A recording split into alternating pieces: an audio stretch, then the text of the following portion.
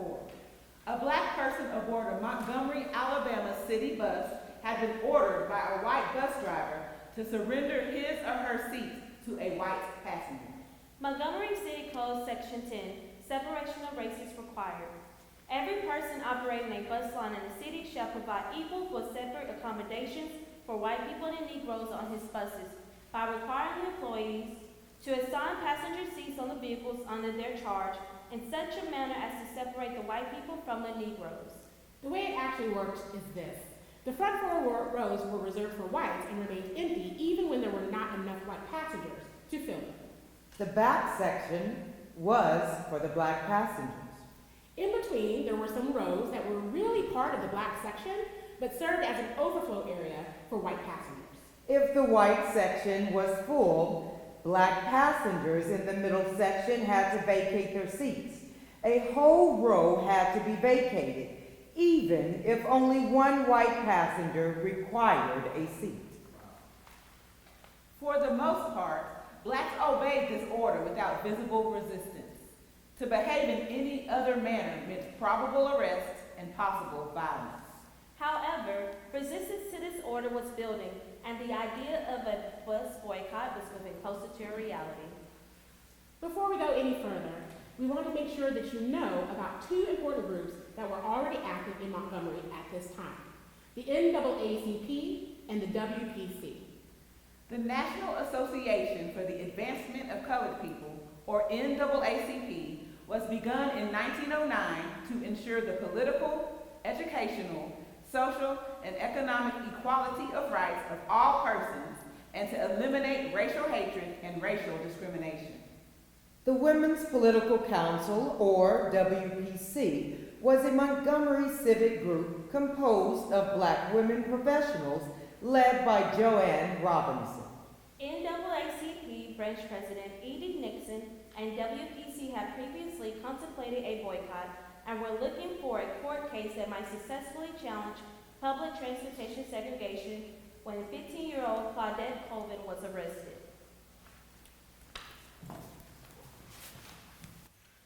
I wish that I knew how it feels to be free.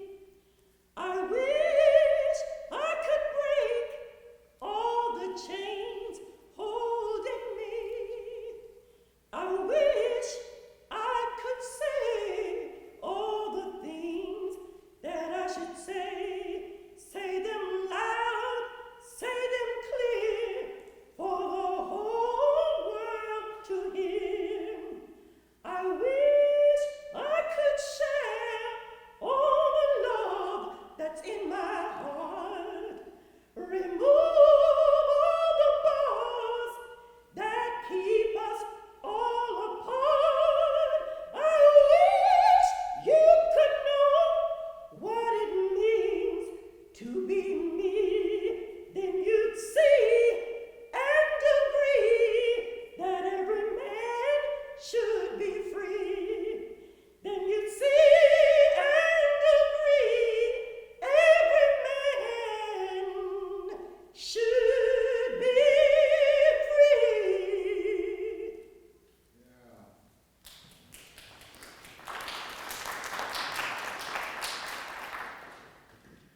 On March 2nd, 1955, a handful of white people sought to board a city bus as it chugged up Dexter Avenue to the Court Street shop. The white driver looked back into the bus and saw that there were not enough seats on the bus for the white people to sit down. In the no man's land section of the bus were seated a number of African Americans. The driver pointed back and said, Give me those seats. One woman refused to move, even after police came and told her they were going to arrest her. her name was Claudette Colvin. She was a high school student. Police reports of the incident claimed that Colvin was dragged kicking and clawing off of the bus. Colvin's arrest seemed to arouse the Negro community, and there was talk of boycotting the buses in protest. She was charged with violating the segregation law, assault, and disorderly conduct. There was a good chance that she was going to go to jail rather than finishing high school. All of this for refusing to give up her seat on the bus for a white person. The judge in this case was very smart, though. he didn't convict Colvin on the segregation charge, only the assault one. This meant that there would be not a case that he would go to the Supreme Court. The judge knew that Colvin's attorney would appeal the segregation case, so he convicted her on a charge that would be difficult to appeal. He also sentenced Colvin with only a small fine. This was enough to prove she was wrong, but would make it difficult for the African American community to claim massive wrong. E.D. Nixon decided not to pursue the case, largely because Colvin's assault and battery charge, and later her out-of-wedlock pregnancy, made her an inappropriate symbol for protest. When E.D. Nixon discovered that Colvin was pregnant, that was the end of that case. The white press would have a field day with that information. They'd call her a bad girl, and her case wouldn't have a chance. Colvin's supposedly violent behavior at the time of her arrest disqualified her from representing the middle-class notions of womanly propriety that were so important to proving to the nation that African Americans were worthy of full citizenship.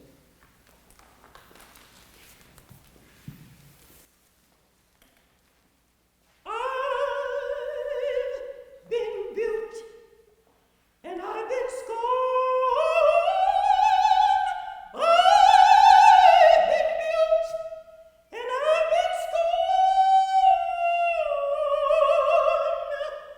I've been talked about, shows you born. I've been built and I've been scorned. I've been built and I've been scorned. I've been talked about, shows you born.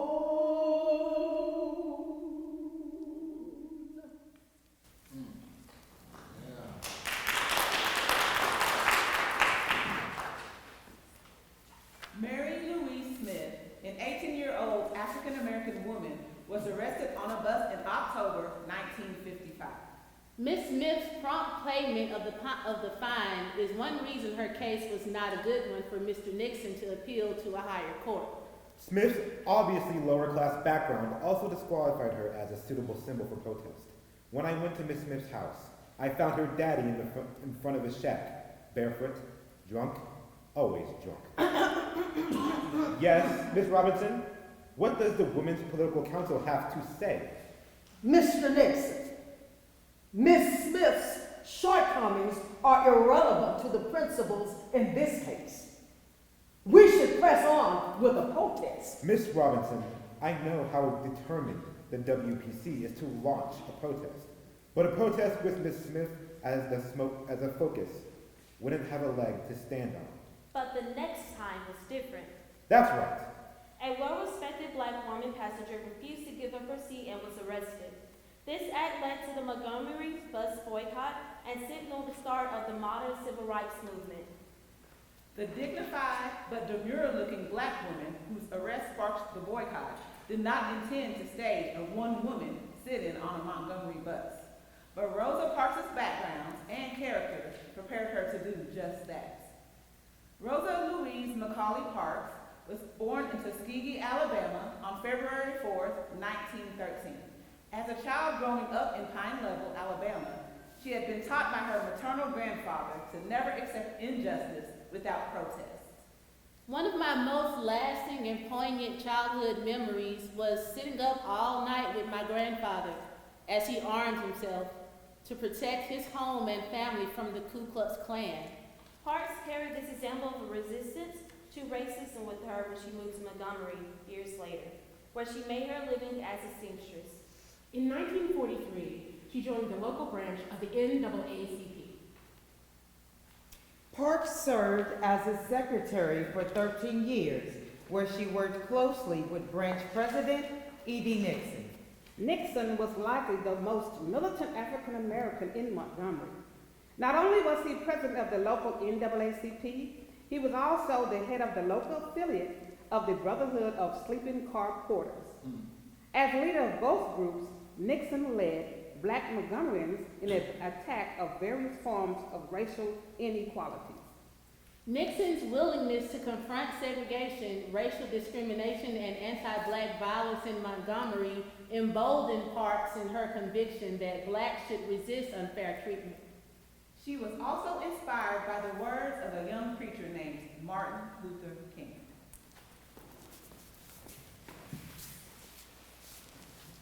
You know, my friends, there comes a time when people get tired of being trampled over by the iron feet of oppression.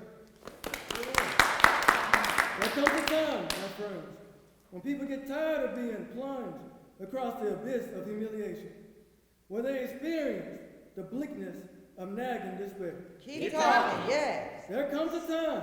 Yes, sir. We are here this evening because we're tired now. Yes. And I want to say that we are not here advocating violence. No. I want it to be known throughout Montgomery and throughout this nation that we are a Christian people. Yes. We believe in the Christian religion. We believe in the teachings of Jesus. Well, The only weapon that we have in our hands this evening is the weapons of protest. yes. And we are not wrong. We are not wrong in what we are doing. Well, If we are wrong, the Supreme Court of this nation is wrong. yes, sir. If we are wrong, the Constitution of the United States is wrong. Yes. If we are wrong, justice is a lie. Yes. And love has no meaning. And we are determined here in Montgomery to work and fight until justice runs down like water Yes. and righteousness like a mighty stream. Yes. But I want to tell you this evening that it is not enough for us to talk about love. Love is the pivotal point of the Christian faith. There's another side called justice. All right. Justice is love correcting that which revolts against love. Well, As we prepare ourselves for what lies ahead, let us go with grim and bold determination that we are going to stick together. yes. We're going to work together. Right here in Montgomery, where the history books are written in the future. Yes. Somebody would have to say, there lived a race of people, Well, a black people, yes. a people who had the moral courage to stand up for their rights. Okay. And thereby they injected a new meaning into the veins of history and of civilization. And we're going to do that. God grant that we will do it before it is too late. People get ready. There's a train coming, picking up passengers, going from door to door. All you need is faith to hear the diesel humming. You don't need no baggage. You just get on board.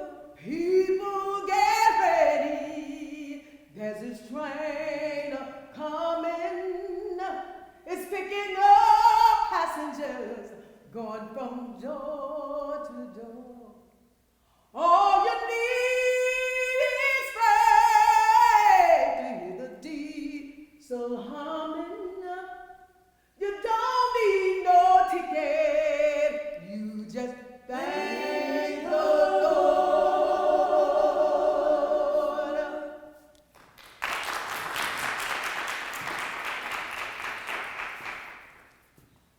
Rosa Parks and other blacks in the city were disturbed about separate seating on city buses. Parks' job as a seamstress at the downtown Montgomery Fair store required that she ride the bus on a regular basis, but she never accepted segregated conditions imposed upon blacks who rode the buses. In 1955, 42-year-old Rosa Parks had taken to protesting segregation in her own quiet way. Rather than ride an elevator designated for blacks only, she would routinely take the stairs. Parks also worked with the Montgomery Voters League. The Voters League was a group designed to help blacks pass the various tests that had been set up to make it difficult for them to register as voters. Parks often avoided traveling by bus, preferring to walk home from work when she was not too tired to do so. For these and other similar actions, she gained a level of respect in the Black community. It was common practice for blacks to pay their fare at the front of the bus, but they had to board the bus from the rear. White bus drivers often pulled from a bus stop before a black passenger could board from the back door. At other times, drivers drove off as blacks boarded the bus, leaving them caught in the back doorway. But even worse was the insulting treatment African Americans received from white bus drivers. They were frequently cursed and called names. Protesting this kind of treatment could result in violence, as it did for a black soldier who was killed by the police in a dispute with a white bus driver in the early 1950s. In a similar incident, Parks herself had been thrown off a city bus in 1943. I'm a soldier in the army of the Lord. I'm a soldier in the army. I'm a soldier in the army of the Lord. I'm a soldier in the army. I've got my war clothes on in the army of the Lord. I've got my war clothes on in the army. I've got my war clothes on in the army of the Lord. I've got my war clothes on in the army.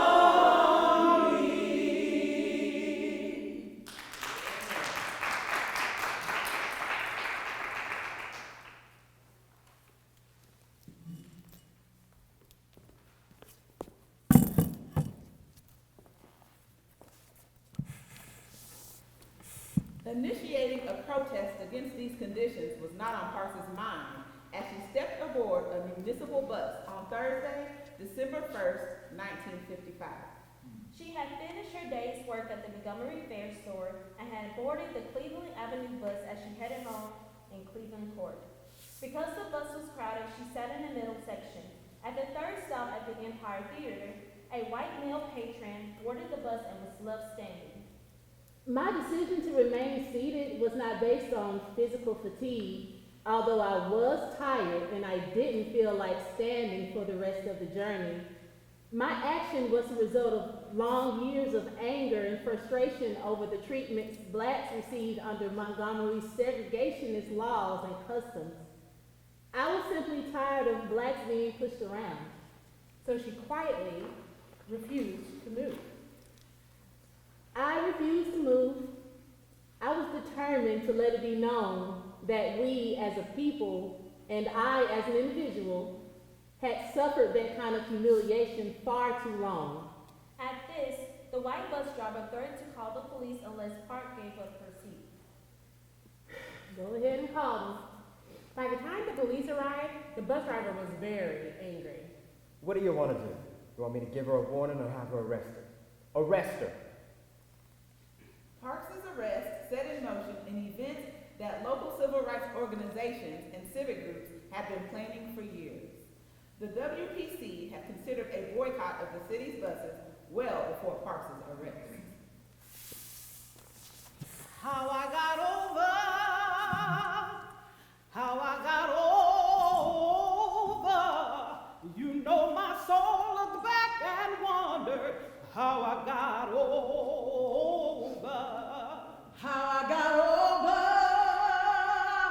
how I got over. You know my soul looked back and wondered how I got over.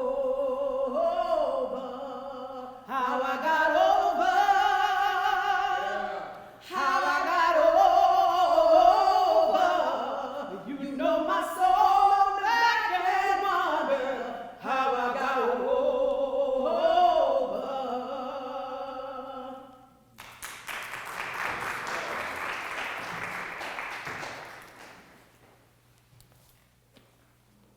While boycott leaders insisted that the boycott was spontaneous, E.D. Nixon had been. I've been watching for at least a year for proper reasons or incidents around which a protest could be built. And Montgomery's Black women's organizations met with city commissioners on numerous occasions to protest bus conditions. Joanne Robinson of the WPC claims that my organization had been waiting since 1949 to stage a boycott when the time was right and the people were ready. Following meetings in late 1953, a letter from Robinson reminded Mayor Gale that 3/4 of the riders of these public conveyances are Negroes. If Negroes do not patronize the bus system, then it could not possibly operate. 25 or more local organizations have talked about boycotting the Montgomery city lines. the proper persons or incidents for which E.D. Nixon had been waiting included one specific qualification. The arrested party must be a woman. White racism in the South often focused on sexual anxieties, claiming that integration would lead to intermarriage and the fall of American civilization. In the words of Theodore Bilbo, a U.S. Democratic senator from Mississippi, If the blood of our white race should become corrupted and mingled with the blood of Africa, then the present greatness of the United States of America would be destroyed, and all hope for the future would be forever gone. Montgomery Police Commissioner Clyde Sellers called Negroes Animals. They're animals who are after white women to marry them. sexual fears loomed large in the struggle over desegregation of public transportation. Boycott leaders confronted the Montgomery city lines with the fact that numerous other Alabama cities utilized a first-come, first-served plan. When they demanded that a similar plan be implemented, Montgomery City Lines attorney Jack Crenshaw insisted, A first-come, first-served plan will not work in Montgomery. Other cities have clearly delineated racial sections that naturally keep buses segregated, but Montgomery's more dispersed neighborhoods result in significant racial mixtures on most bus routes. Because of the angles of the bus seats, white nurses getting on a bus just leaving a Negro section of town would be rubbing knees with Negro men. It just won't work. The best plaintiff would be a woman, because a woman would get more sympathy than a man.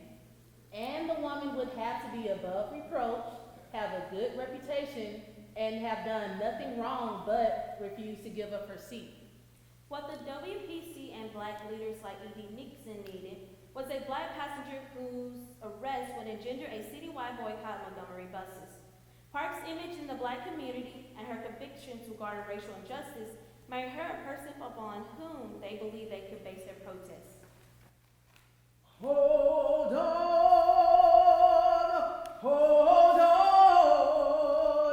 keep your eyes on the prize. Hold on, you hold on,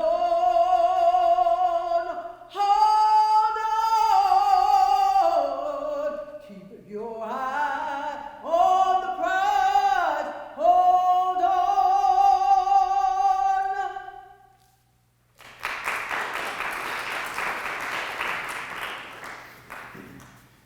E.D. Nixon's actions in the Colvin and Smith cases illustrate the importance he and other boycott leaders placed on favorable public opinion.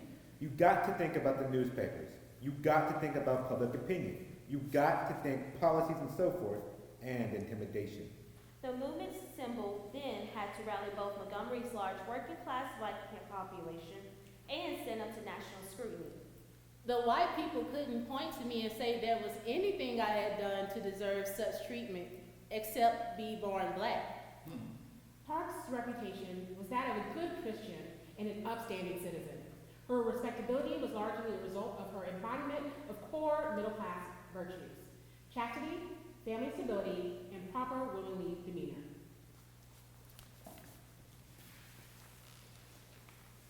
Nobody can doubt the boundless outreach of her integrity. Nobody can doubt the height of her character. Yes. Nobody can doubt the depth of her Christian commitment and devotion to the teachings of Jesus. All right. Miss Parks is a fine Christian person, unassuming, and yet there's integrity and character there. Yes. And just because she refused to get up, she was arrested. So this respectable woman was taken to the police station where she was fingerprinted and jailed. I felt just resigned to give what I could to protect against the way I was being treated. She was allowed to make one phone call. She called an NAACP lawyer who arranged for her to be released. Word of her arrest spread quickly, and the WPC decided to protest her treatment by organizing a boycott of the buses. The morning after Park's arrest, Joanne Robinson, head of WPC and professor of English at Alabama State, duplicated and distributed thousands of flyers announcing a one-day boycott, scheduled for the following Monday, December 5th, the day of Rosa Parks' trial. The flyer urged blacks to stay off all buses Monday, walk to work, walk to town, walk to school, stay off all buses.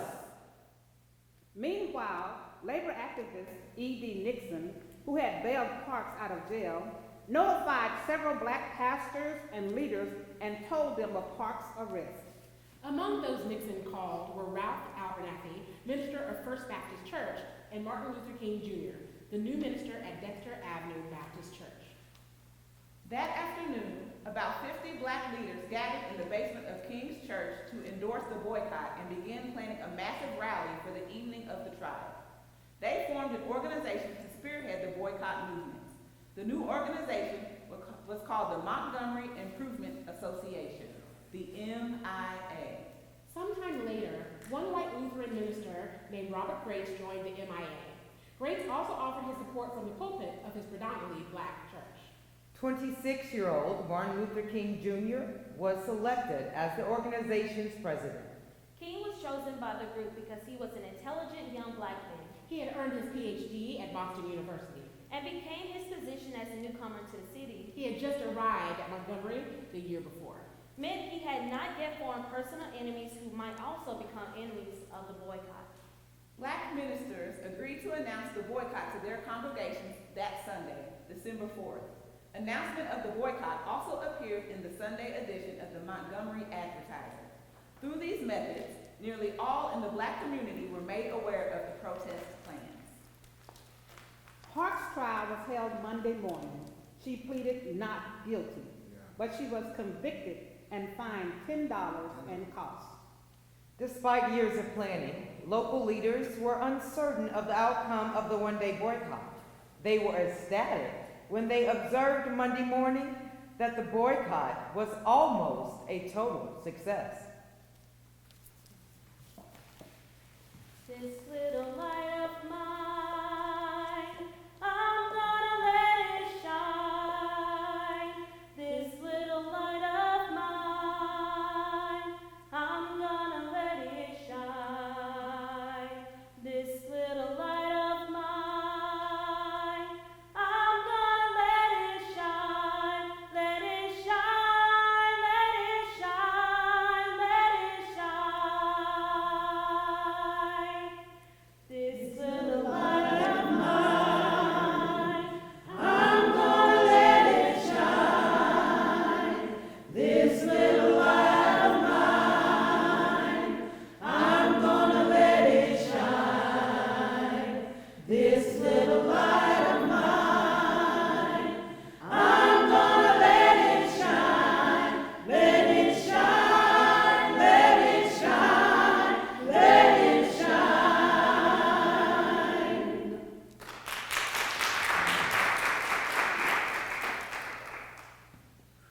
Meanwhile, a mass meeting of blacks in the city was scheduled for that evening at Hope Street Baptist Church. About 5,000 gathered at the church for the purpose of determining the future course of the protest. Both the sanctuary and the basement auditorium were filled well before the proceedings began, and an audience outside listened via loudspeakers. In addition to reporters, photographers, and 2 television crews, black leaders from other Alabama cities such as Birmingham, Mobile, and Tuscaloosa were among those attending. Dr. Martin Luther King and the boycott's co-leader, First Baptist Church pastor Ralph D. Abernathy, set the tone of the meeting. For many years now, Negroes in Montgomery and so many other areas have been afflicted with the paralysis or crippling fear Yes, on buses in our community. that's right. I don't have time this evening to go into the history of these numerous cases. Many of them now are lost in the thick fog of oblivion. Yes. But at least one stands before us now with glaring dimensions. Yes. Just the other day, just last Thursday to be exact, one of the finest citizens in Montgomery. Amen. Not one of the finest Negro citizens. That's right. One of the finest citizens in Montgomery was taken from a bus. Yes. And carried to jail and arrested. Yes. Because she refused to get up to give her seat to a white person. That's right. Now at this point, Reverend Abernathy, pastor of the First Baptist Church of Montgomery, will come and read the resolutions and recommendations. Reverend Abernathy? Thank you, Dr. King. All of you who know me know very well that I would love to make a speech now. Whenever you start talking about freedom and start talking about justice, you know I have something to say about it. Well. But I have been asked to read these resolutions, and I want them read carefully in order that you might understand them. Be it resolved as follows. Number 1, that the citizens of Montgomery are requesting that every citizen in Montgomery, regardless of race, color, or creed, refrain from riding buses owned and operated in the city of Montgomery by the Montgomery Lines Incorporated. Until some arrangement has been worked out between said citizens and the Montgomery City Lines Incorporated. Number 2, that every person owning or has access to an automobile will use their automobiles in assisting other persons to get to work without charge. Number 3, that the employers of persons whose employees live a great distance from them as much as possible afford transportation to your own employees. Well, be it further resolved that we are not, and we have no intentions of using any unlawful means or any intimidation. Go ahead. To persuade people not to ride the Montgomery City Line buses. However, we call upon your counsel, All right. both moral and spiritual, to give your wholehearted support That's right. to this worthy undertaking. We believe we have a just complaint, and we are willing to discuss this matter with the proper authorities. Yes. Thus ends the resolution. Dr. King, prayerfully, spiritually, sincerely, I wish to offer a motion. I move that this resolution shall be adopted. Well, I second the motion. It has been moved and seconded that these recommendations and these resolutions will be accepted and adopted by the citizens of Montgomery. Are you ready for the question? Yes. All in favor, stand on your feet. Opposers do likewise. Opposers do likewise. This is a prevailing majority. You have voted, and you have done it with a great deal of enthusiasm. Now let us stick together and stay with this thing until the end. Now, it means sacrificing. Yes. Yes, it means sacrificing at points. But there are some things that we got to learn to sacrifice for. Yes. And I've come to see now that as we struggle for our rights, maybe some will have to die. But somebody said, if a man doesn't have something that he'll die for, he isn't fit to live. If I can help somebody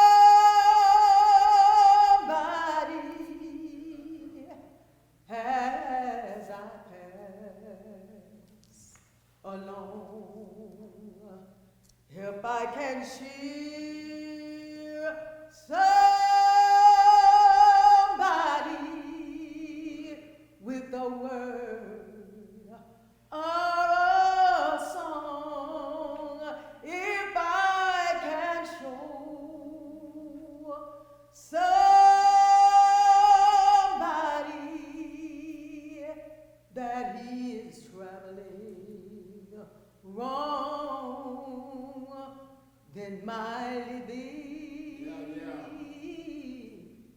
shall not be in vain.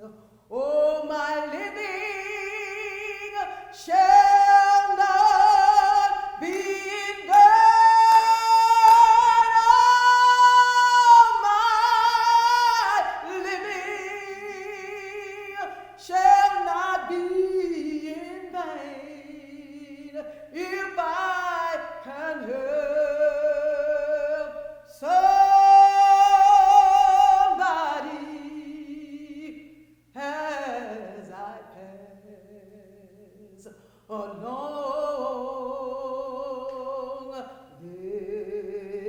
then my living shall not be in vain.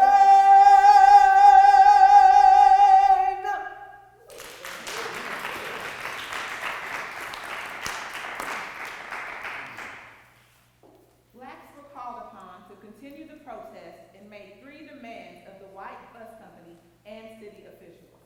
The demands were: 1, courteous treatment on the buses; 2, first come, first served seating with whites in the front and blacks in the back; and 3, hiring black drivers for the black bus routes. For over a year, Black Montgomeryans carried out their pledge. As they had been urged, they walked to their jobs, homes, and to stores. Some even rode mules. The Montgomery Improvement Association, MIA, initially used black taxi cabs to transport others to their destinations. Later, when city officials forbade this practice, the MIA organized an intricate system of carpools. It established pickup and drop-off points throughout the black community using church-operated station wagons known as rolling churches. The system enabled blacks to carry out their obligations without being forced to return to city buses. Let's have Chicago Alderman Dorothy Tillman tell about it. Ms. Tillman? My father had his cars picking up the elderly people, and we made up a song. Boycott the bus till they respect us. Boycott the bus till they respect us. Boycott the bus till they respect us.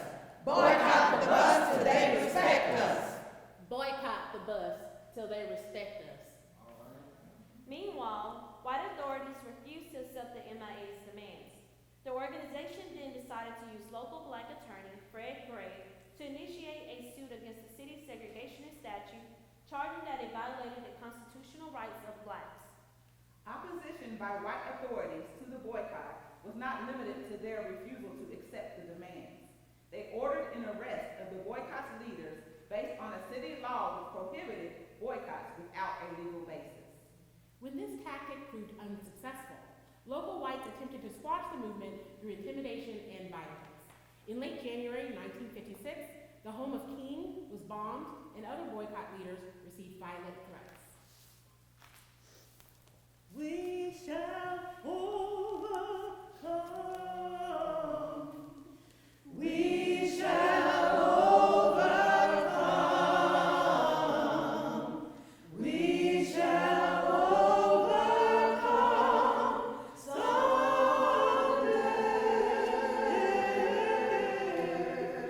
Oh, deep in my heart, I do believe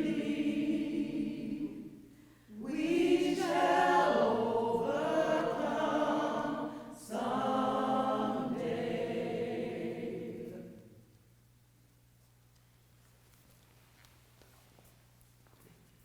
I've come this far to freedom, and I won't turn back.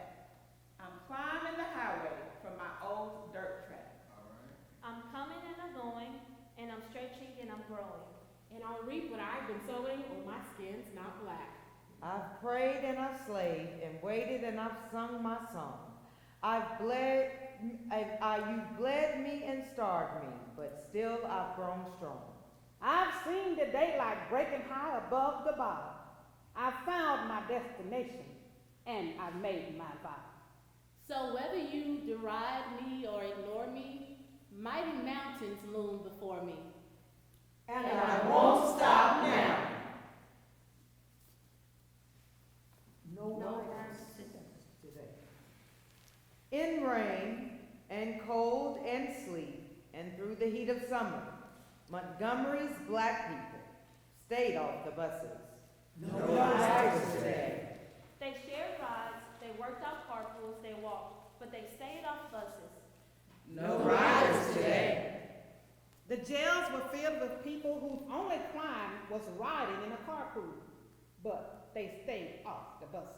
No riders today. Houses were burned, churches were bombed, and shots were fired, but they stayed off the buses. No riders today.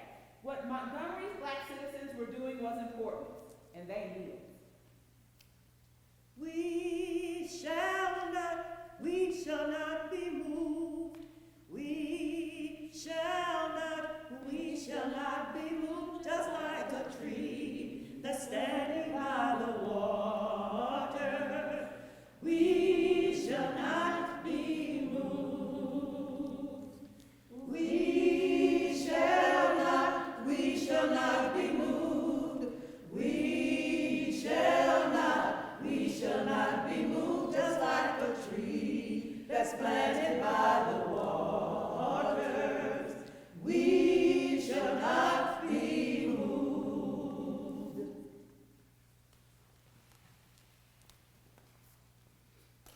The capacity of African Americans to endure daily discomfort and physical threats was in many ways the result of the leadership of Dr. King. Blacks were urged to resist their enemies through love rather than hate and retaliation. Most black Montgomeryans accepted King's nonviolent philosophy, and this was in part responsible for the success of their protests. Another reason for the success of the Montgomery Bus Boycott was the involvement of the entire black community in the effort. Their vigilance in the struggle for their legal rights was rewarded November 13, 1956, when the United States Supreme Court upheld a federal district court decision affirming that segregation on city buses was unconstitutional. Blacks chose to maintain the boycott until December the 20th, when the court's official documents were served on the city and bus company officials, forcing them to follow the Supreme Court's ruling. The following morning, December 21st, 1956, Dr. King and Reverend Glenn Smiley, a white minister, shared the front seat of a public bus in Montgomery. The Montgomery Bus Boycott was a 382-day protest by African Americans against segregation on city buses. Their actions demonstrated that a determined people willing to risk personal safety and comfort confronted an unjust system. Eloise Greenfield, in her book Child Crimes writes, people are a part of their time. They are affected during the time that they live by the things that happen in their world, big things and small things, a war, an invention, a birthday party, a kiss, and even a bus ride. All of these help to shape the present and the future. The Montgomery Bus Boycott was important because it caught the attention of the entire nation. People around the country were made aware of it because it was launched on such a massive scale and it lasted for more than a year. It set the tone for the whole civil rights movement. And the boycott gave Martin Luther King a position of leadership within the national movement and showed that the nonviolent method of protest was effective. Changing the world begins when you greet someone who doesn't expect to be greeted, or when you greet someone who is angry at you. It begins with your negotiating what could be a fight. It begins with your respect for someone that you disagree with. Changing the world begins when you realize that you are strong and you deserve to be whatever you can be. If you want to change the world just a little bit more today, please rise and join me as I lead us in a public commitment or recommitment to civil rights. Please stand and join me in the Birmingham Pledge. The words are printed in your program. Join with me now as we pledge aloud together. I believe that every person has worth as an individual. I believe that every person is entitled to dignity and respect, regardless of race or color. I believe that every thought and every act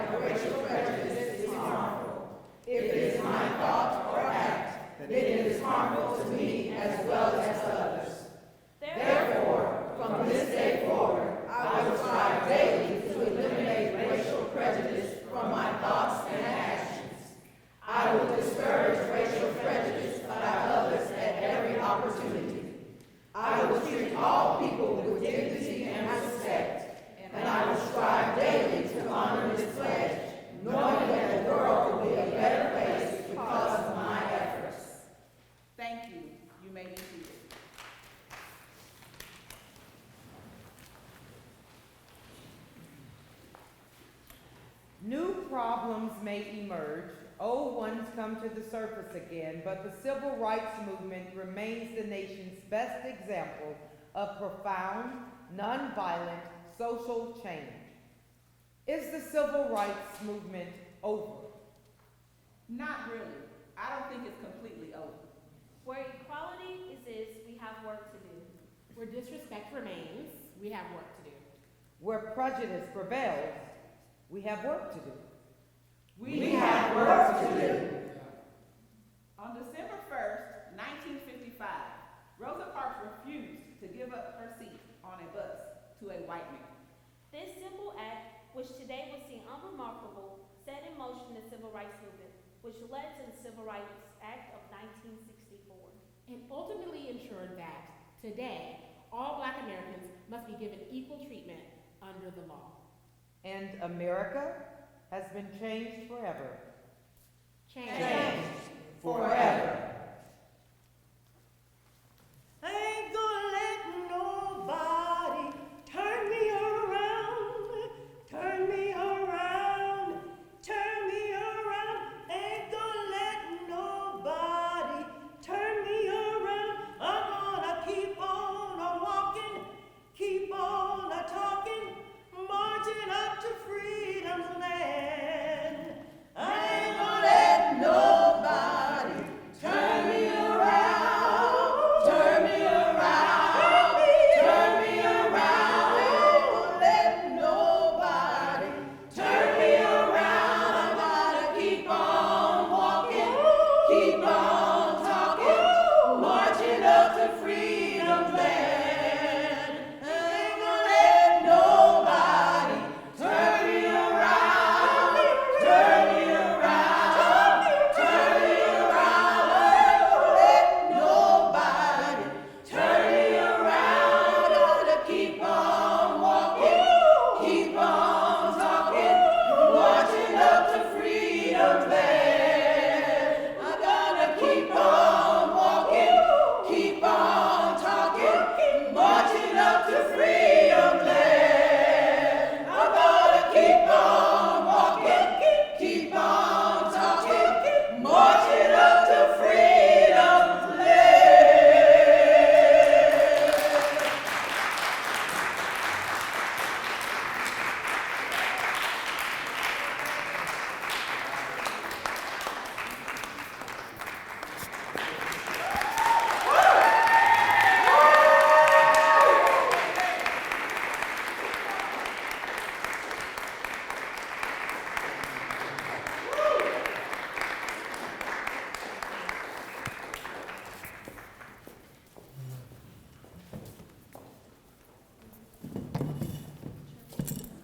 Thank you all so much, everyone. We're going to take just a brief transition here to bring our panel onto the stage and bring our moderator onto the stage and bring the mic on.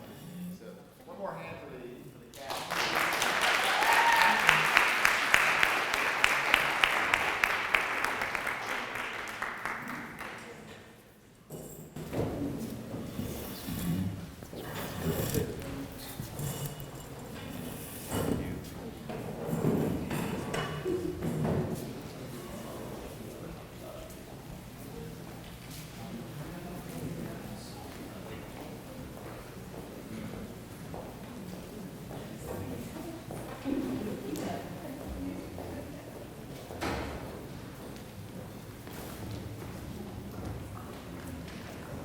Whenever y'all are ready.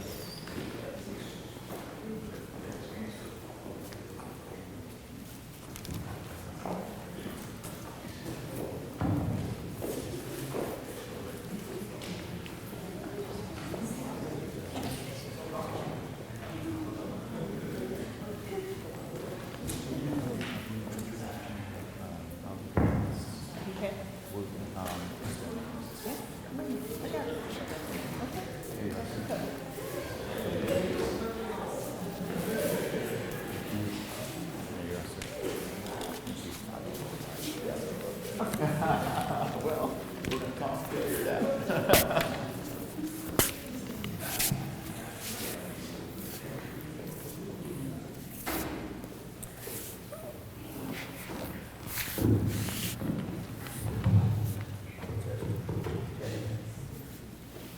gentlemen, thank you so much for being here during Dream Week at Centenary. Let's give another round of applause to the cast. That was an absolutely fantastic rendering. I'm Sharon Heron-Williams. I'm a professor at Southern University at Shreveport. This was particularly interesting to me because the person that wrote this Reader's Theater rendition was my colleague when I was a professor at Alabama State University. And the narrative he obtained was from the person who was the department chair in history and political science, and I was a political science professor there. So it's always wonderful to know that things that you learn growing up and that you read about, people are actually writing about and putting into action. I am privileged to be here this evening to moderate a short talk back with you all about what you've heard, but also what has been lived by these three gentlemen on the stage this evening. With us, we have Dr. C.E. McLean, Reverend Azriel McLean, and Reverend Calvin Austin. Now, they really need no introduction. If you are from the Shreveport area, many of you know who they are. If you are not, if you type in Shreveport Civil Rights History, you're going to see their names. If you type in legacy information and oral history information, you're going to see their names. They are associated with Little Union Missionary Baptist Church. We have one who actually led the student bus boycott in this area. And so at this time, I'm going to ask these gentlemen one by one to introduce themselves to you first of all, and just give you a 60-second snippet, just 60 seconds before we do the talk back with questions. I'm a Baptist preacher, it gives me 60 seconds to get started. First of all, I want to thank Andrew for not being here. That was awesome. That was awesome. My name is Pastor H. Calvin Austin III. 60 years ago, this year, in this city, I led a demonstration following the beating of one of our local pastors who's gone on to be with the Lord, Pastor Harry Blake. I spent 45 days in the Shreveport City Jail. Got ran out of this town for education and life. That's who I am.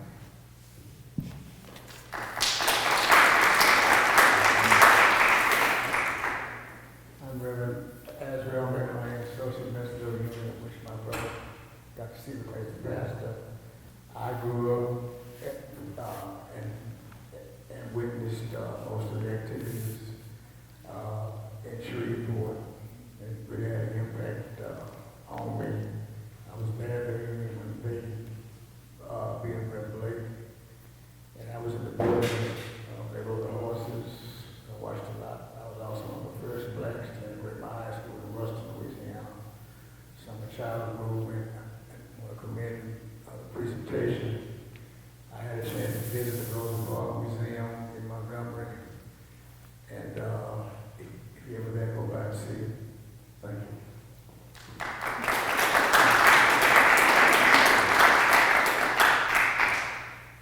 Thank you so much. I'm C.E. McLean, pastor of the Little Union Baptist Church in the city. I succeeded my father, Dr. C.C. McLean, who introduced me and my siblings to Dr. King in 1957 in New York. I was privileged to be one of the first black school board members in my home parish of Lincoln Parish. I served an unopposed 6-year tenure until accepting the pastor of the first Shiloh Baptist Church in Houston, Texas. I've been at Little Union following my father's passing in 1991. March 2nd, I was called there in 19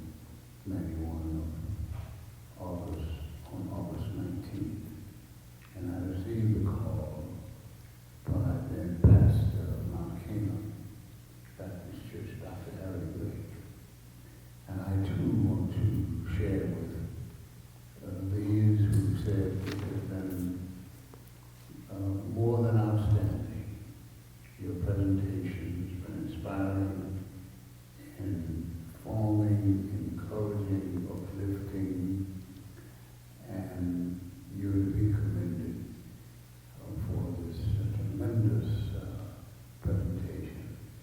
Honored to be with you, and I thought when Pastor Austin stood, it's dangerous to give a Baptist preacher a microphone.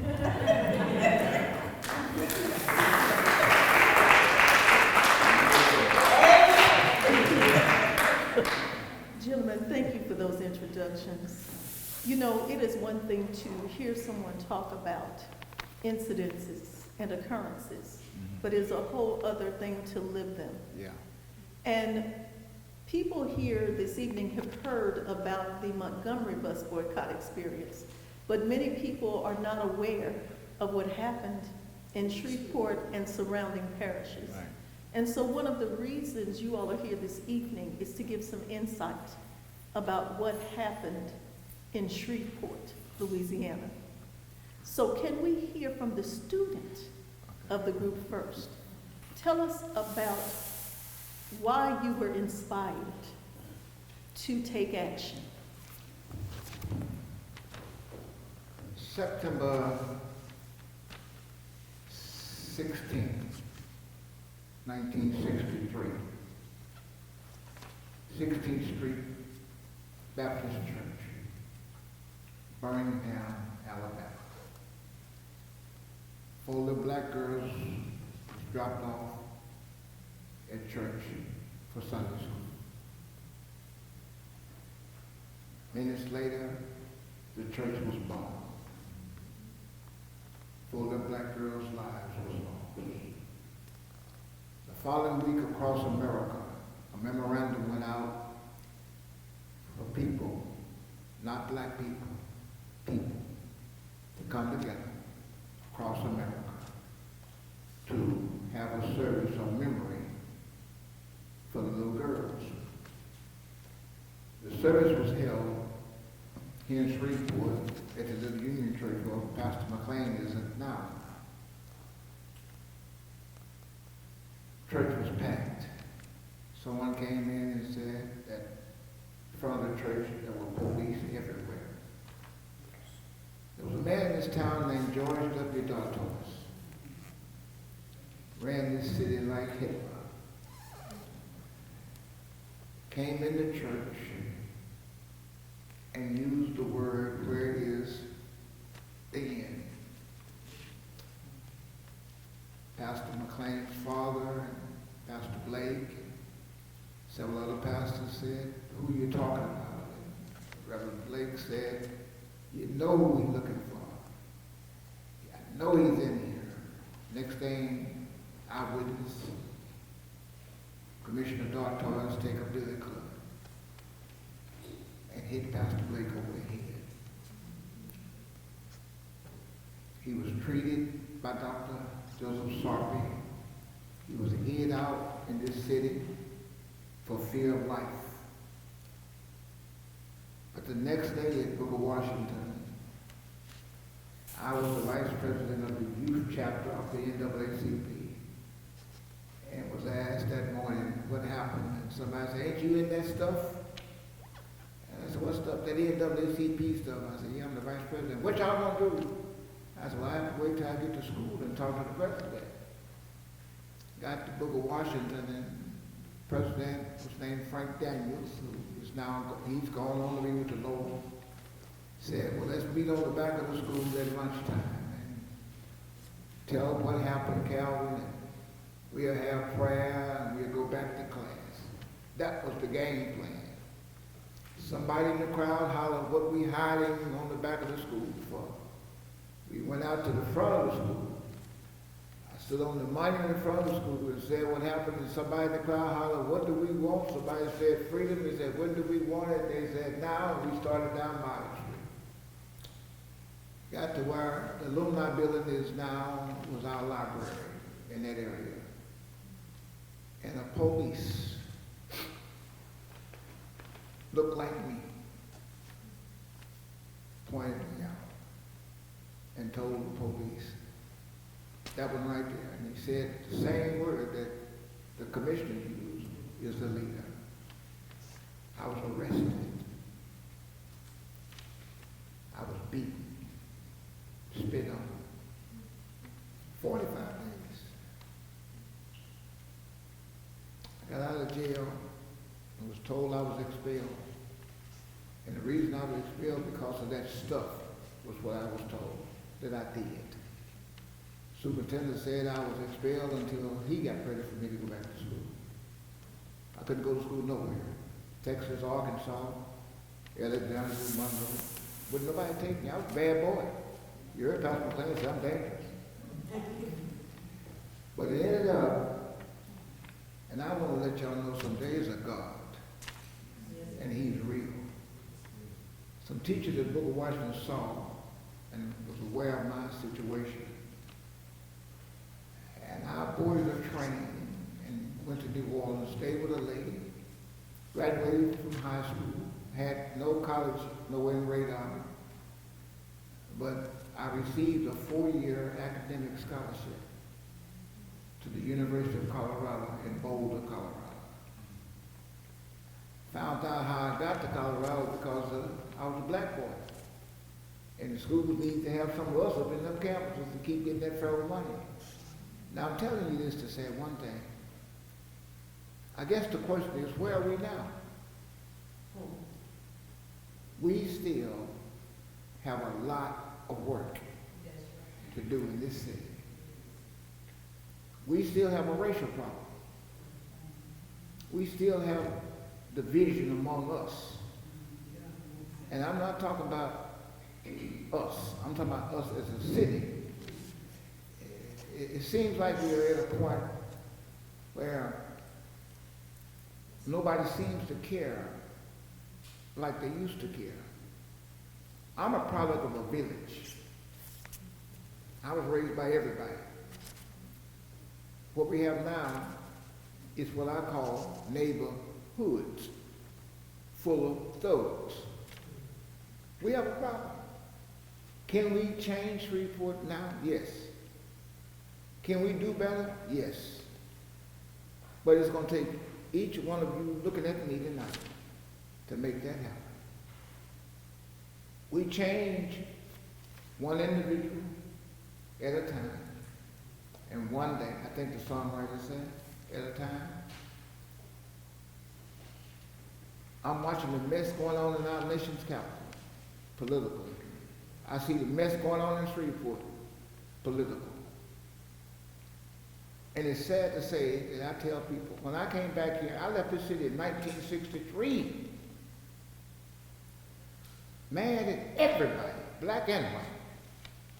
Came back here in 1998, 35 years. And God surrounded me with people that show me that they're real, show me that they care. And it's amazing that how far we have come to where we have not yet got there. Martin King said one thing that Mason Temple that night. Martin said, I have been to the mountain. I've looked over. I've seen the promised land. I may not get there with you, but he said one day. And my brothers and sisters, we still have a one day.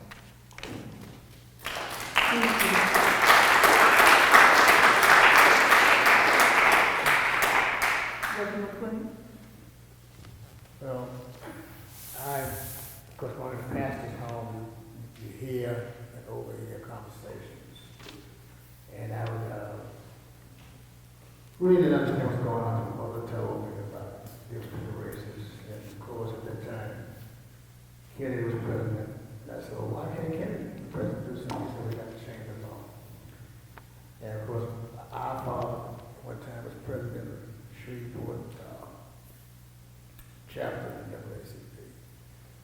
So I grew up with the shadow book, and my father was the first black to vote, I think in 1948. I think in Parish, he had to take a 10-page literacy test and a whole lot of other nonsense to register to vote. The first encounter I had with the police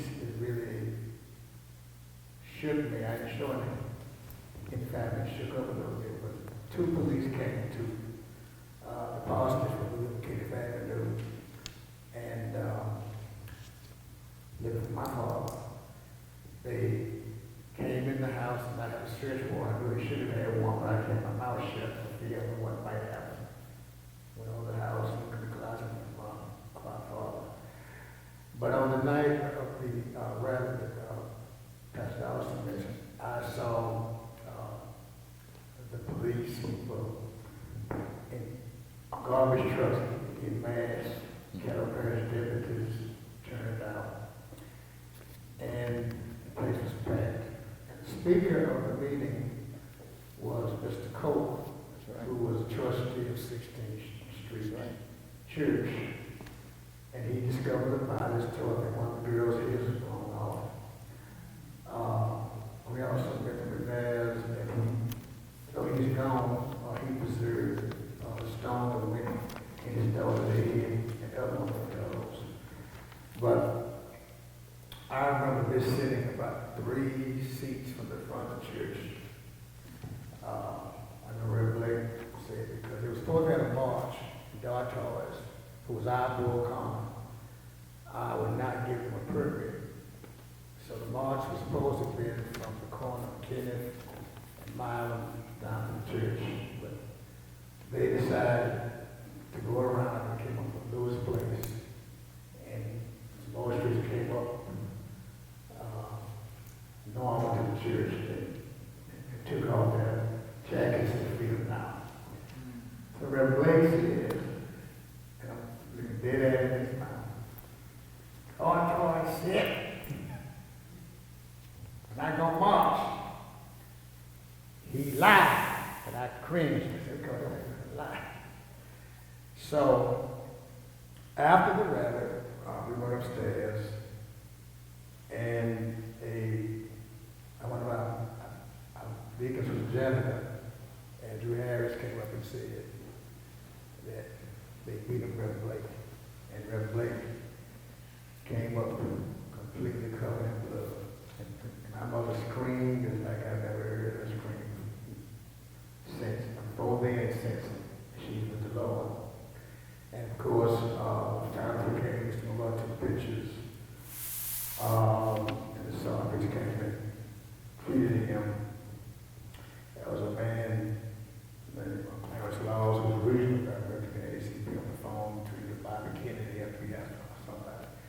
But I watched the whole ordeal, and it really influenced my belief in human rights for everybody. Fast forward, I was one of the first blacks to integrate my high school, Ruston High. In my freshman year, we went in there, and the white students got up. My freshman year, I shared with you, that I used to have been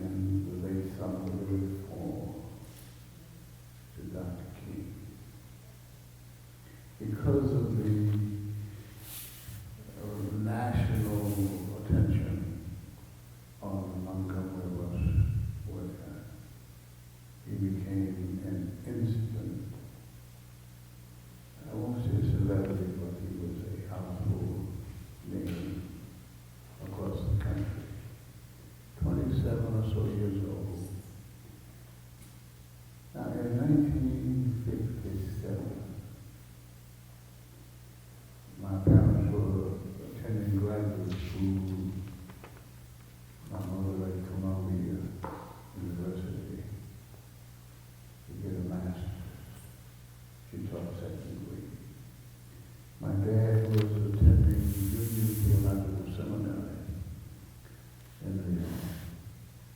We were subletting a house in Manhattan, and we were probably the only blacks living in the apartment complex.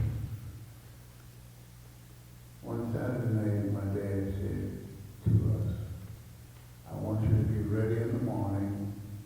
We're going to Brooklyn. I want you to hear and meet a young preacher.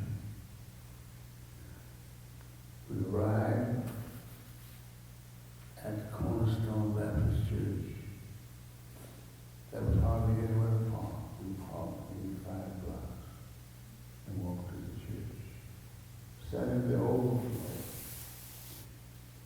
And my dad said, you're going to hear a great message today. But when the preacher's finished, we're going to wait until all the women have kissed and hugged him, and the men have had his hand, and I want to take you down to meet him. I saw him mount the pulpit, immaculately dressed, and with masterful articulation, his sermon. Spit-shine wingtip shoes, and matching dark gray outfit. And so we sat there, and my dad had directed, and as the crowd thinned out, he said, let's go and meet the preacher. And when we approached Dr. King,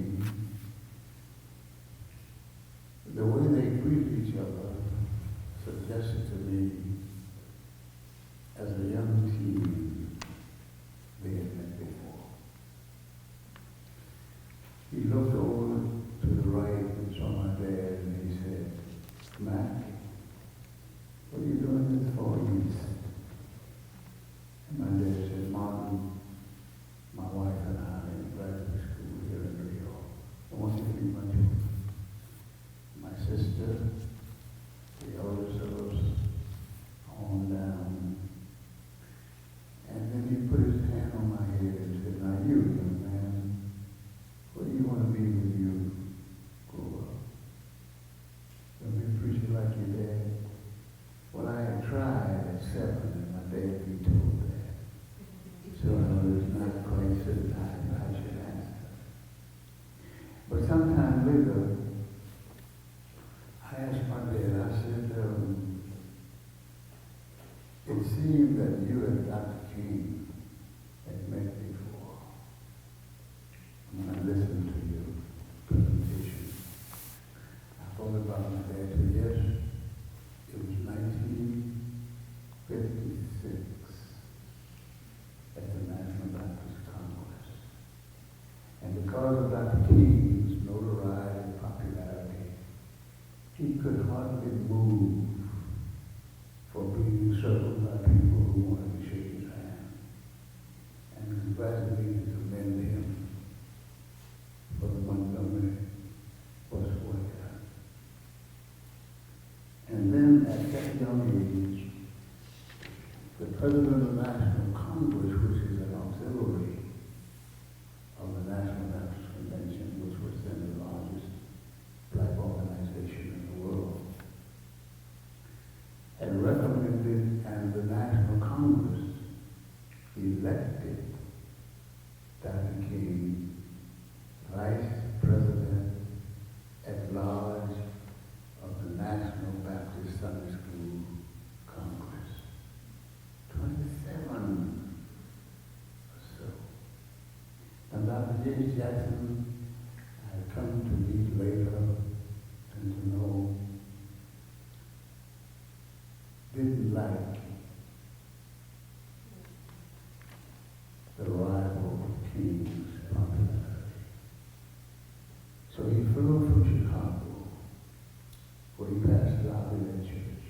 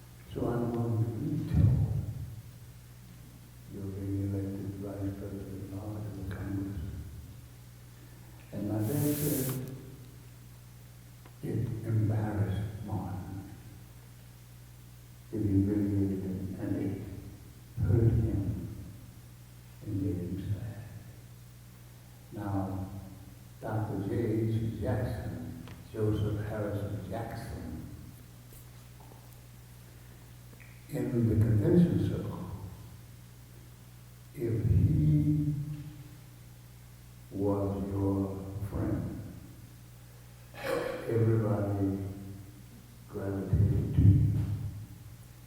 If he spoke negatively about you, people backed away from you. So Martin stood alone on the stage, having been vetoed by James Jackson. Nobody would shake his hand. There were no more congratulations and commendations. And my dad said he had been sending financial contributions to the Montgomery movement. And he went on the stage and said to Martin, I'm Claude McLean from Ruston, Louisiana. Let's have lunch. They went to lunch, and he spent a half a day. And Martin was so sad, so embarrassed, so humiliated for having been fired before he actually took the position. And my dad said, I said to Martin, don't be sad. He did you a favor. Martin looked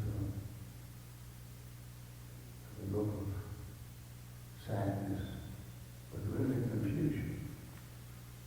He did me a favor, yes. You are and will be larger than any denomination. You will be known on every continent. You will be known in every school, black, white, big city in this nation, and your name will be lifted up in every country. And I thought that this was how prophetic that was. And in my reading, there were 6,000 streets, avenues, boulevards, schools, churches, hospitals, named Martin Luther King Jr. Isn't that what my dad?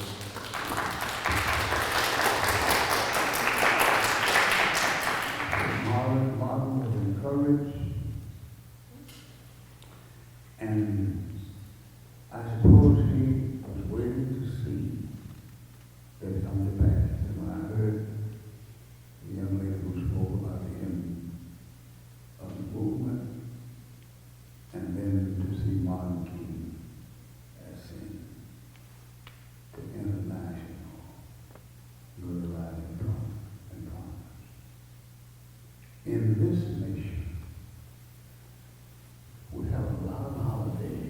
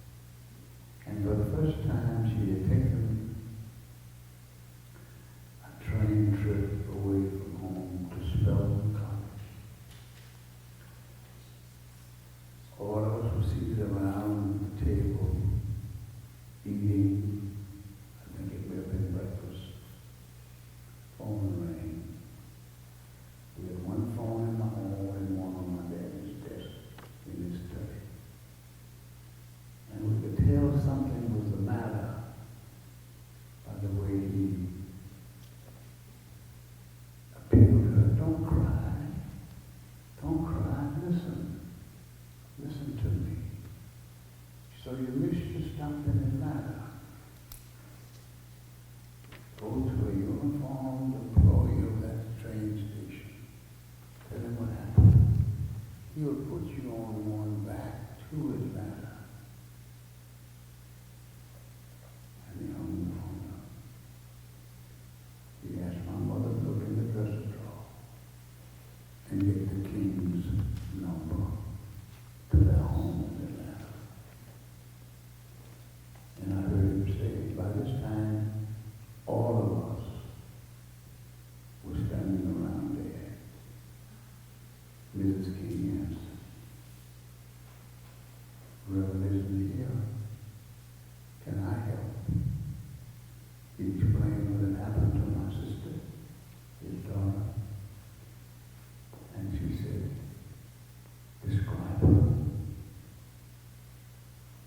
What is she wearing? What is her complexion? How tall is she? We'll look at it. A couple of hours later, phone rang again. And she said to my dad, she's in the laboratory.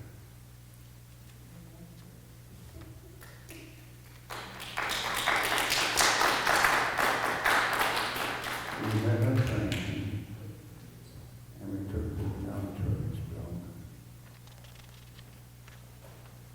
And I'm privileged, even though my brother and I, Pastor Austin, have seen firsthand the raw racism of our town and this nation. God always has the last word.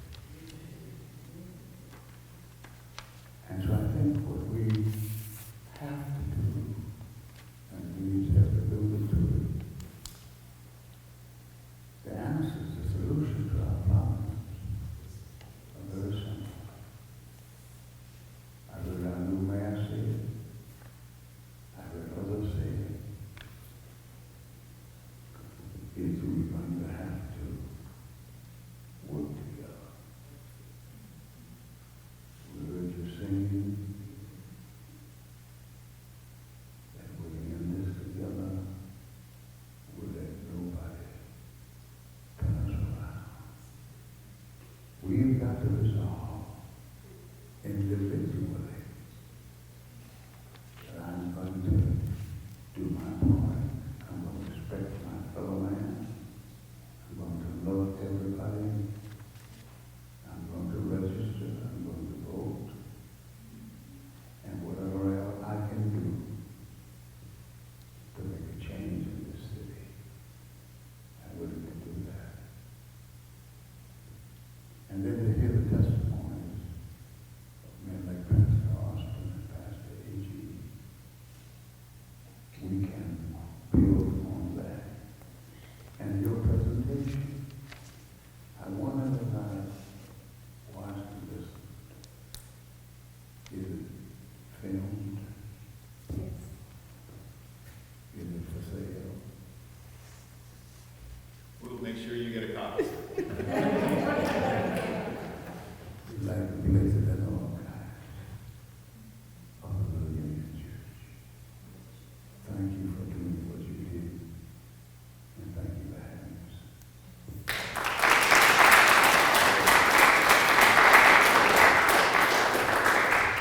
Eyes have not seen and ears have not heard, but we have heard some truth tonight. Gentlemen, thank you for your accounts.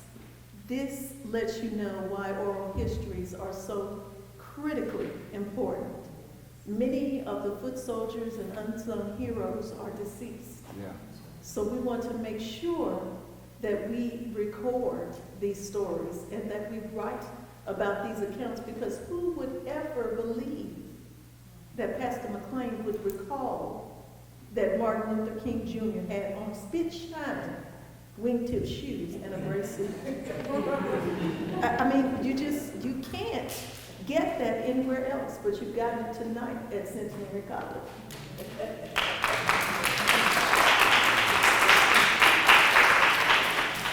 We have just a few more moments to take some questions for our panelists from the audience. If you do have a question, there is a microphone to my left. Would you please either stand and speak loudly or come to the microphone and ask your question? Pastor Austin, could you give me the name of the movie that was made, the documentary on the issues in Shreveport? It was a movie out, a documentary that was done. It took over 10 or 15 years to get it done. They had to go to the police stations, old records, things that were hidden. They didn't know about the Galilee issue. They did not know that Martin Luther King had come to Evergreen. And I think, if I'm not sure, you are featured in that movie and a lot of the other unsung heroes. And if you could tell me the name of it, I was at the presentation, but we need to know the name of that because a lot of people still don't know about that particular documentary. Okay. There is a documentary that was done, I want to say 10, 12 years ago. A young man from Shreveport named Tim Dwayne, who now lives in Atlanta. He was a graduate of Booker Washington. The name of the documentary is Beyond Galilee. Yes. It is about as close as we can get historically of Shreveport. There's another documentary out called The Shape of Shreveport. It goes back to when Mr. Brannigan, John Frank, real estate, airplane people, died at the Wallace Lake. You can get that one at the library, but Beyond Galilee is hard. Very few people have that one. Very few. I have mine. And I show it every year at my church. I'm going to show it next month. And if you're on Facebook, see me on Facebook, you're welcome to come down. It's not no charge, but it's what you need to know. Shreveport has an unknown history. There are people in this city that have no earthly idea to how we got to where we are now. What happened in 1963 at Booker T, people across the city of Shreveport, black and white people, said the police will not convert it on no more schools and arrest our children no more. It has not happened. I was given a copy of a hidden video that was in the police department's archives, going to be thrown in the trash, and someone was cleaning out a closet and found some film footage of the police converging up on Little Union and up on Booker T that people have never seen. I have that too. So all I'm saying tonight is two things, and I wrote it down. How I got over? When I look back and think of where we are now, the whole entire form of government in this town changed in 1963. It went from a commission to a council. It took a lawsuit by a group of citizens to make the government change. And yet we still haven't got there yet. And it is. I'm on seminary campus when I was not allowed on this campus. Do y'all hear what I'm saying? If I was on this campus, I would be cutting grass or pruning trees or washing somebody's car. But I'm on this campus now because there's a change. Did not Barack say, yes, we can? But we still can, but we have not got there yet. Now, that player said something, and that stuck with me. From this day forward, I will strive. If every one of us in here tonight would do the same called pay it forward, you help somebody Don't look for somebody to help you. Tell somebody that you love them. 4 little letters. Love will conquer hate. Hate is still real, y'all. All you gotta do is just check these grocery stores, these businesses. I'm a classic. If I give you my money out of my hand, don't lay my change on the counter. I'm gonna get your job. Treat me just like you treat everybody else. That's what we are. You look at all the businesses now, business is just about, employment is about on a downward spiral because most of the businesses in Shreveport now are becoming self-checkouts. No cashier. And that says to me, wow, technology is killing us, y'all. Don't y'all be focused on Amazon. Amazon may not get into 2025. They don't even know when they come. If you got a job, baby, stay with your job. Don't be trying to quit to go to Amazon. But understand 2 things tonight. The Montgomery boycott woke up America. America. The bombing of the 16th Street Church woke up America. 1968, Memphis, Tennessee, woke up America. 2023, seems like America is still sleeping. Seems like we're still sleeping. We need to wake up and tell somebody that it's time for change. Thank you.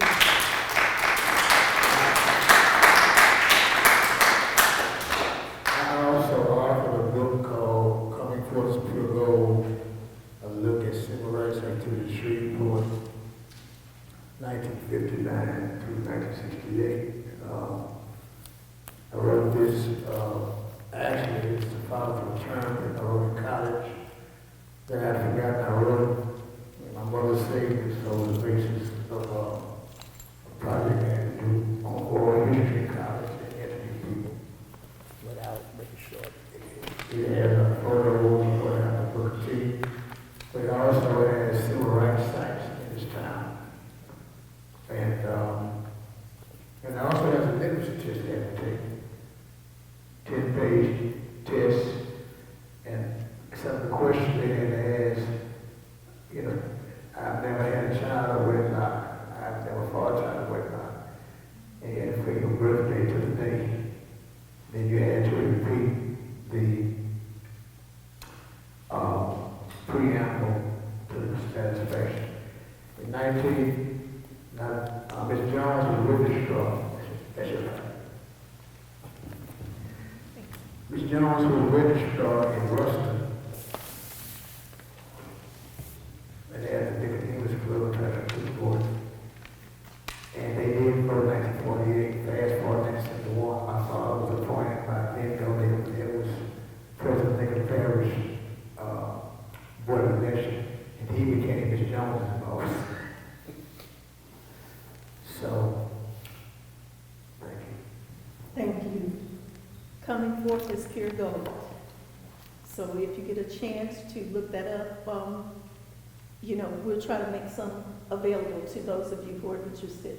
As a side note, for those of you who are students in here, many of you may not know that during that period, from about the early 1900s to almost 1970, there was a program in many of the southern states where, because African Americans were denied entry to a lot of the predominantly white institutions at the time, those that were deemed brilliant and very smart, they were given scholarships by the state to attend Ivy League institutions. And so I was listening to Pastor McLean talk about his mother attending Columbia, and Dr. Dorothy Autry, who the narrative for this was written by, from Alabama State University. Her PhD was from Notre Dame, and it was paid for as part of that program. But if you look at where a number of African Americans who would now be between their late 60s to 90s, many of them achieved academic excellence during their time and received complimentary graduate degrees at Ivy League institutions. And many people were not aware of the programs that were actually paid for by the states because they would refuse to allow them to attend colleges at places like LSU, University of Alabama, Auburn, and many of the other state-based large schools that were public at the time. So for students, think about this period in your lives as an opportunity to get the best education that you can from the best teachers, the best philosophers, and in this case, the best preachers. We have time for one more question because I realize we've gone over our time at this point, but this was just so good. I did not want us to miss out on this opportunity. Are you raising your hand? No? Okay. Do we have any more questions at this time? All right. There being none, what I will ask, I won't ask for 60 seconds. I'm going to say 10 this time. Do you have a closing comment? And we'll start with the testament plate. I want to thank you for inviting us to share in this extremely beautiful, enlightening experience. Well done. Well done. Thank you. I also enjoyed this. Congratulations to the presenters. I would say the one thing you can do to make change is VOTE. Vote. One of Dr. King's speeches of the 1957 March, the first March, was to give us the ballot. Voting makes a difference, as we have seen with this new administration. President Biden, first black woman, praise God, on the Supreme Court. He's remaking judiciary. And plus, personally, even though I spent in my bank account was $2,000 bigger because of tax cuts. So voting does make a difference. Let me say this, and I'm through. I want you young people to remember this. Change is slow and it's sure. Change is not a microwave. It's a slow cooker and an oven. But it will come. I think by this time span, 55 to 65, 10 years to get the Civil Rights Act and votes like that passed. So I want you all to vote like your life depends on it, because it does. But that's the one weapon that we have. And remember, elections that we've seen in the past have consequences. If we stay on what we vote, as Calvin said, we can shake it up and shake it out. Thank you. Thank you. Thank you. Ladies and gentlemen, let's give a standing ovation for our panelists this evening, civil rights icons from Shreveport, Louisiana.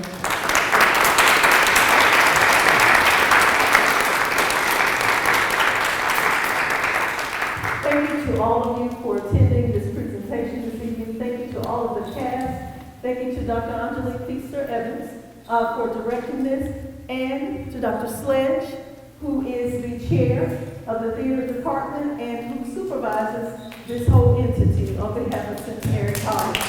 Be well.